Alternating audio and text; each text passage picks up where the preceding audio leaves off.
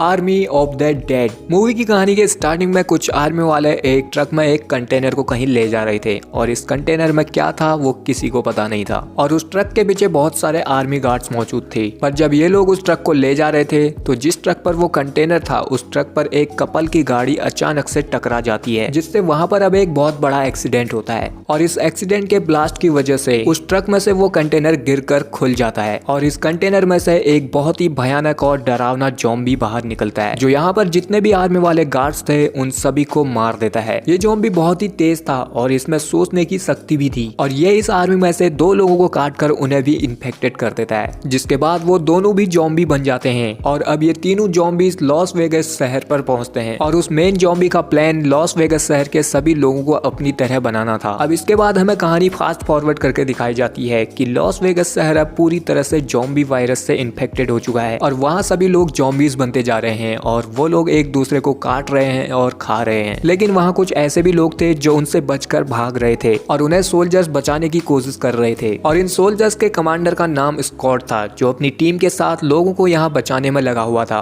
और वो अपनी टीम के साथ उन ज़ॉम्बीज को मार भी रहा था। लेकिन इस ज़ॉम्बी अटैक में स्कॉट की पत्नी भी मारी जाती है। तो जब लॉस वेगस शहर के सभी लोग ज़ॉम्बीज बन गए थे तो गवर्नमेंट वहाँ बॉम्ब गिरा देती है और गवर्नमेंट वहाँ हर कोशिश करती है कि वो वायरस वहाँ से बाहर न निकले, इसलिए वो लॉस वेगस सिटी को लॉकडाउन कर देती है और उसके बाहर एक बहुत बड़ी दीवार बना देती है जो कि लॉस वेगस सिटी के चारों तरफ लगी हुई थी अब ताकि वो ज़ॉम्बीज उस सिटी से बाहर न निकल पाए। अब इसके बाद लॉस वेगस सिटी पूरी तरह से बर्बाद हो चुकी थी और वहाँ अब ज़ॉम्बीज का राज चलता था। और फिर हम स्कॉट को देखते हैं जो पहले आर्मी में हुआ करता था पर अब वो एक रेस्टोरेंट में काम करता है। यहाँ हम न्यूज में देखते हैं कि गवर्नमेंट ने डिसाइड किया कि अब वो लॉस वेगस शहर को 4 दिन के बाद एक परमाणु बम से उड़ा देंगे, जिसके बाद लॉस वेगस शहर दुनिया के नक्शे से गायब हो जाएगा और वो सभी ज़ॉम्बीज भी मिट जाएंगे। इसके बाद यहाँ स्कॉट से मिलने एक आदमी आता है जिसका नाम टनाका था और वो एक गैंगस्टर था और वो स्कॉट से कहता है कि लॉस वेगस शहर में उसका एक कसिनो था जिसके अंदर एक तिजोरी है जिसमें उसके $200 मिलियन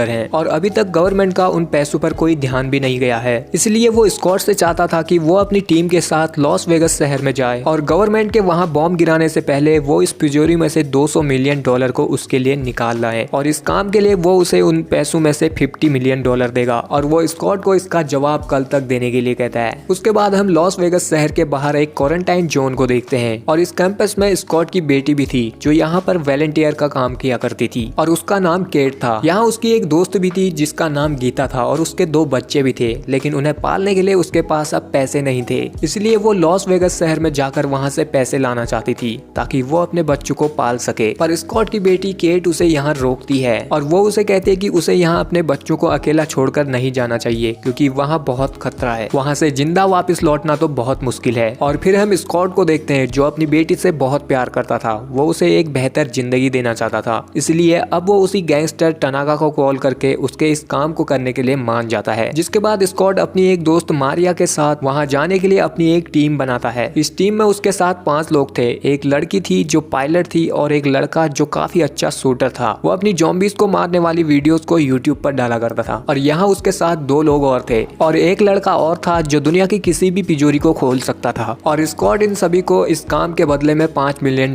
देने वाला था। अब इसके बाद वो अपनी टीम को टनाका से मिलाता है जो इन सभी को अपना प्लान बताता है और वो जगह दिखाता है। वो तिजोरी दरअसल एक कसिनो के बेसमेंट में थी और उन्हें 32 घंटों के अंदर वहां से उस तिजोरी को खोलकर पैसों को लाना था। अगर वो लोग ऐसा नहीं कर पाए तो वहां 32 घंटे के बाद परमाणु बम गिरा दिया जाएगा और वो उन्हें बताता है कि तिजोरी तक पहुंचने से पहले वहां कुछ खतरनाक और जानलेवा हथियार भी छुपाए गए हैं जिन्हें उन्हें ध्यान से पार करना होगा और उस तिजोरी को खोलकर उसका सारा पैसा हेलीकॉप्टर में लेकर वापस आना है। अब यहाँ उसका ये प्लान जितना बताने में इजी लग रहा था दरअसल उतना था नहीं, क्योंकि वहाँ उनका सामना ज़ॉम्बीज से होने वाला था। और यहाँ स्कॉट की टीम के साथ टनाका अपने एक आदमी को भी भेजता है जिसका नाम मार्टिन था। अब इसके बाद स्कॉट अपनी बेटी से मिलने जाता है क्योंकि केट वहाँ उस कैंप में वॉलंटियर का काम किया करती थी और स्कॉट को अगर अपनी टीम के साथ लॉस वेगस शहर जाना है तो उसे सबसे पहले रेफ्यूजी कैंप में जाना होगा और वहाँ जाने के लिए स्कॉट अपनी बेटी से उसकी हेल्प मांगता है। पर उसकी बेटी उससे नफरत करती थी क्योंकि उसे लगता था कि उसने उसकी मॉम को मारा है। दरअसल हुआ यह था कि जब लॉस वेगस शहर में ज़ॉम्बी वायरस फैल रहा था तो उसमें स्कॉट की वाइफ भी इन्फेक्टेड हो गई थी और मजबूरी में स्कॉट को उसे मारना पड़ा था ताकि उसकी वजह से वो लोग इन्फेक्टेड ना हो। लेकिन उसे अपनी वाइफ को मारते हुए उसकी बेटी ने देख लिया था और इसी वजह से वो अपने डैड से नफरत मदद करती थी। पर जब स्कॉट उसे कहता है कि अगर उसने इस काम में उसकी हेल्प कर दी तो उन्हें $15 मिलियन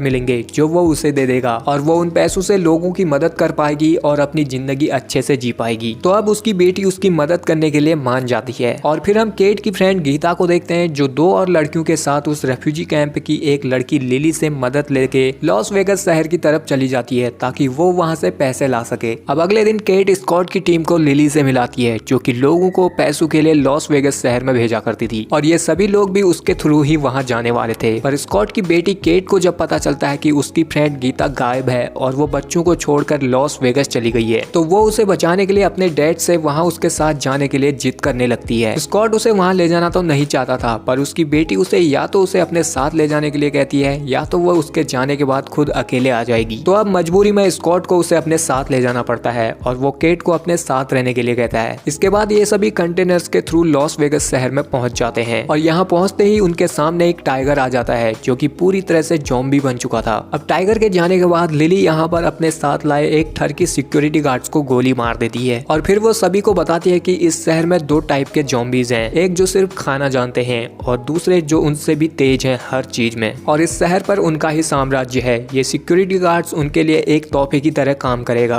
और जब तक वो लोग उन्हें चोट नहीं पहुंचाएंगे तो वो लोग भी उनके साथ कुछ नहीं करेंगे। और लिली ने इस सिक्योरिटी गार्ड को इसलिए चारा बनाया क्योंकि वो कैंपस की लड़कियों को छेड़ा करता था। तभी यहाँ उन ज़ॉम्बीज की रानी आती है और वो उस सिक्योरिटी गार्ड को अपने साथ ले जाती है। तो यहाँ केट को लगता है कि उसकी फ्रेंड गीता भी उन्हीं ज़ॉम्बीज के पास है, इसलिए वो स्कॉट से उन्हें ढूंढने के लिए कहती है। लेकिन स्कॉट उसे कहता है कि उनके पास सिर्फ 1 दिन का टाइम बचा है जिसमें उन्हें उन पैसों को ढूंढना है और वहाँ से निकलना है। अगर इसमें उन्हें रास्ते में गीता मिलती है तो वो लोग उसे अपने साथ ले जाएंगे। और अब ये लोग आगे बढ़ते हैं और एक बिल्डिंग के अंदर पहुंच जाते हैं जहाँ पर बहुत सारे ज़ॉम्बीज थे लेकिन वो सभी ज़ॉम्बीज सो रहे थे। तो ये सभी अब बिना आवाज किए वहाँ से आगे बढ़ने लगते हैं। पर यहाँ पर टनाका का जो भेजा हुआ आदमी यानी कि मार्टिन था उसकी एक लड़की के साथ अनबन हो गई थी और वो लड़की लाइन में सबसे लास्ट में भी थी और टनाका उसके आगे था। और ये सभी लोग अपने पीछे पीछे क्लू छोड़ते जा रहे थे कि उन्हें जाना कहाँ है ताकि उनके पीछे वालों को पता चले कि वो लोग किस तरफ गए हैं। पर मार्टिन यहाँ पर उस लड़की के लिए टीम से अलग दूसरे रास्ते पर क्लू छोड़ देता है जहाँ पर बहुत सारे ज़ॉम्बीज थे और जब वो लड़की उस तरफ जाती है तो उससे यहाँ पर आवाज हो जाती है जिससे सभी ज़ॉम्बीज जाग गए थे और वो उस पर हमला कर देते हैं। वो लड़की उन ज़ॉम्बीज को मारने के लिए गोलियां चलाती हैं पर वो ज़ॉम्बीज बहुत सारे थे जिनसे वो अकेले नहीं लड़ सकती थी, इसलिए वो अपने साथी से उसके टैंक पर मारने के लिए कहती है ताकि उसके साथ वो सभी ज़ॉम्बीज भी मारे जाएं। और उसके साथ ही शूटर को उसे मजबूरी में अब मारना पड़ता है जिससे अब यहाँ एक बहुत बड़ा ब्लास्ट होता है और उस ब्लास्ट में वो सभी ज़ॉम्बीज मारे जाते हैं और अब इनका आगे का रास्ता भी क्लियर हो गया था।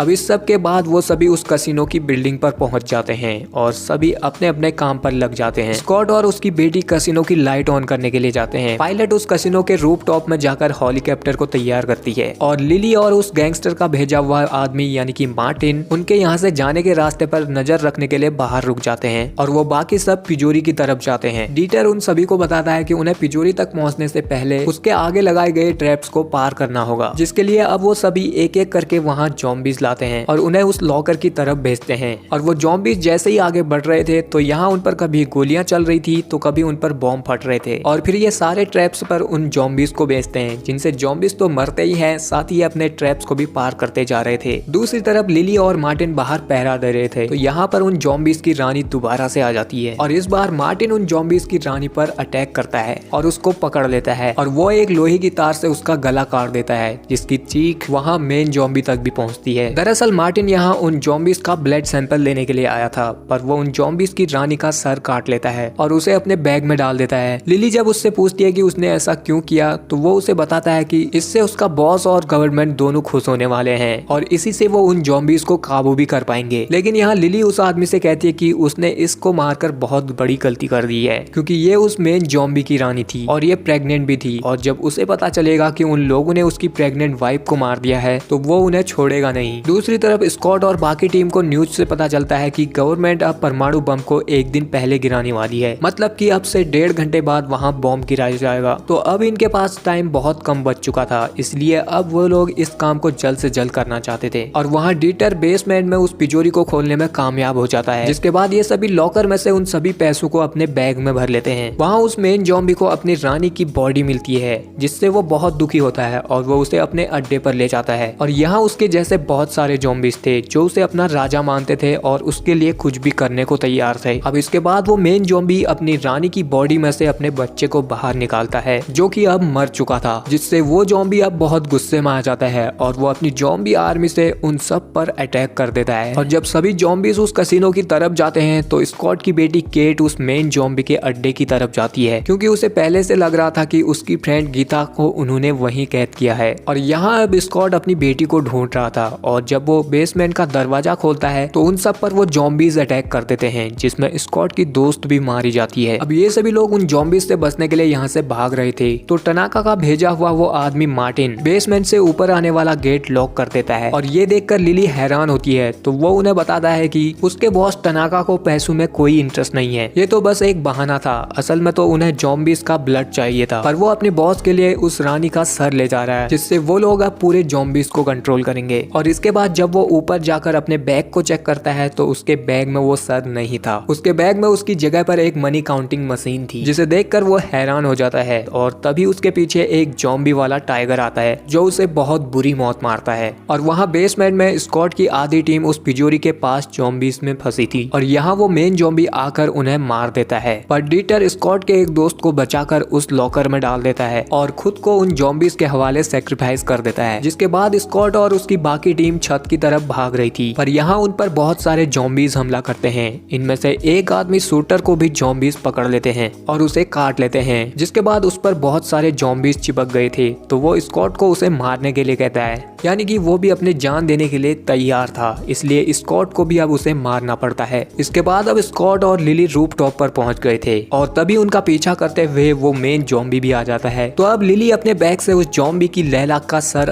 बाहर निकालती है और उस ज़ॉम्बी को ब्लैकमेल करके कहती है कि अगर वो आगे बढ़ा तो वो उसकी लैला का सर उड़ा देगी। और हैरानी की बात ये थी कि वो सर अभी भी जिंदा था, यानी कि उस सर को अगर दोबारा से उसकी वाइफ की बॉडी पर लगा दिया जाए तो वो जिंदा हो जाएगी। इसलिए अब वो ज़ॉम्बी पीछे हटने लगता है। पर जब स्कॉट उस हेलीकॉप्टर में बैठ गया था तो लिली उसकी तरफ देखती है और इसी मौके का फायदा उठाकर वो ज़ॉम्बी लिली पर अटैक कर देता है। लेकिन मरने से पहले लिली उस ज़ॉम्बी की लैला का सर वहां से नीचे गिरा देती है, जिससे उसका सर फट जाता है, मतलब कि उस ज़ॉम्बी की रानी अब मर चुकी थी। जिसके बाद अब स्कॉट हेलीकॉप्टर से अपनी बेटी को ढूंढने लगता है और वहाँ हम स्कॉट की बेटी केट को देखते हैं जिसे उसकी फ्रेंड मिल गई थी। पर तभी यहाँ वो सिक्योरिटी गार्ड्स आ जाता है जिसे लिली ने स्टार्टिंग में ज़ॉम्बीज के हवाले किया था और अब वो भी पूरी तरह से ज़ॉम्बी बन चुका था और वो केट पर हमला करता है। लेकिन यहाँ स्कॉट भी पहुंच गया था और वो उस ज़ॉम्बी को मार देता है और अब तक यहाँ पर वो ज़ॉम्बीज का लीडर भी आ गया था। तो अब ये तीनों भागकर उस बिल्डिंग के छत पर पहुंचते हैं जहाँ पर पीटर हेलीकॉप्टर को लाती है और ये तीनों हेलीकॉप्टर में बैठकर यहाँ से भागने वाले थे। पर वो ज़ॉम्बी एक लंबी जंप मारकर उस हेलीकॉप्टर में ही पहुंच गया था और अब इस हेलीकॉप्टर में स्कॉट और उस ज़ॉम्बी के बीच फाइट होती है और इस लड़ाई के दौरान उस पायलट को भी गोली लग जाती है। लेकिन वो फिर भी इस हेलीकॉप्टर को हिम्मत करके यहाँ से दूर ले जा रही थी क्योंकि गवर्नमेंट ने यहाँ परमाणु बम छोड़ दिया था